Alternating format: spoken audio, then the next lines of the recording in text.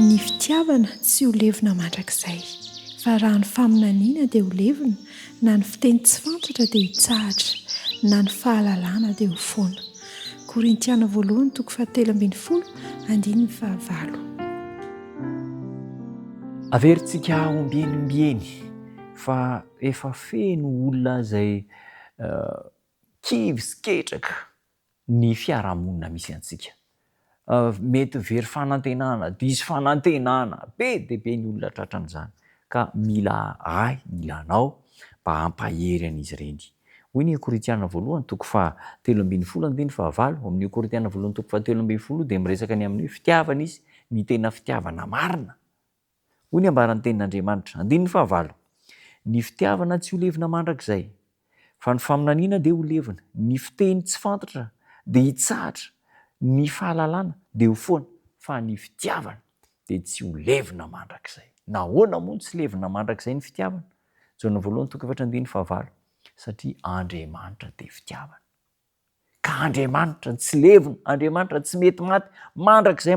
Noho izany, ireo izay maneho ny fitiavan'Andriamanitra, miaina ny fitiavan'Andriamanitra dia aharitra mandrakizay. Izay ny tiany io an-dalanteny ho tenenina, ny fitiavana tsy ho levina mandrakizay, faminaniana dia ho levina, ny fiteny tsy fantatra dia hitsahatra, ny fahalalana dia ho foana, fa ny fitiavana aharitra mandrakizay.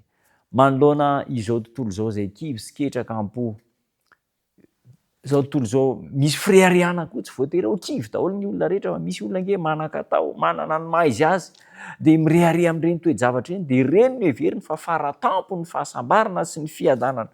Manoloana ny karazan'olona rehetra dia aoka hanao tenim-pitiavana isika. Manonona teny mitondra fanantenana, manonona teny fankasitrahana, manao teny tsy misy fitiavan-tena, teny fampaherezana, teny mitondra aina ho an'ny manodidina antsika. Ireo izay miady mafy amin'ny fiainana, ireo izay miady mafy sy miondrika, mitanondrika vokatry ny fahoriana isan'andro, dia ahita fanantenana sy tsiky kely amin'ny alalan'ny teny mamy izay atolotritsika. Ny teny mamy sy ny fikarakarana madinidinika atao am-pitiavana sy atao am-pahatsorana dia mampisava ny rao ny fahatsoam-panantenana sy ny famoizam-po amin'ireo olona marobe manodidina antsika. Ny teny manome fanantenana dia androaka ny fisalasalana sy ny fahakiviana ao amin'ireny olona ireny. Raisin'ny Kristy am-pifaliana ny olona manolo tena ho azy ka mandray ny toeran'ny Kristy ampahery ny hafa. Resao aminy ny fitiavana, ny fankahirezana, ny fifaliana sy ny fanantenana, ary mivavaha ho an'izy ireo. Aoka iray amin'ireny kivy sy ketraka sahirana ireny isika, feno hafalian'ny fahamarinana ny fiainan'izy ireny, ary mandrosoa miaraka amin'ny anatratra ny tanjona. Ho tena feno fitiavana an'Andriamanitra ireo izay niova fo marina, ka aniry fatratra izara izany fitiavan'Andriamanitra feno fifaliana izany amin'ny hafa. Tiany Tompo ny anehoan'ny fiangonany, ny lehilahy sy vehivavy manara-dian'Andriamanitra, hanehoany izany fitiavana lehibe izany, ary nokendreny haneho ny herin'ny fivavahana izany fitiavana izany. Tsy maintsy atao ho reny izao tontolo izao ny fanantenana ao amin'i Jesosy Kristy. Aoka asehontsika amin'ireo fiezantsika hanasoa ny hafa, ny fankasitrahana azy noho ny vaovao mahafaly ny filazantsara izay omen'Andriamanitra antsika.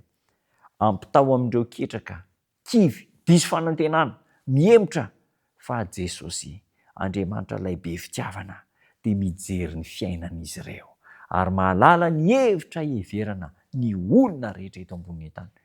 Fantatr'Andriamanitra ny ilain'ny tsirairay avy amintsika. Fantatr'Andriamanitra izay mahasoa ny tsirairay avy amintsika, na firy miliara olona eto ambonin'ny tany.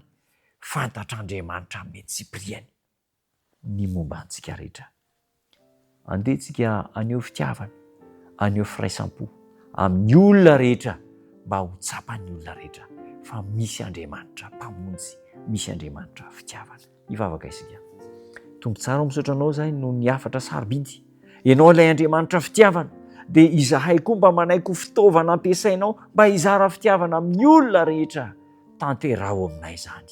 amin'ny anaranao Jesosy tompo amen.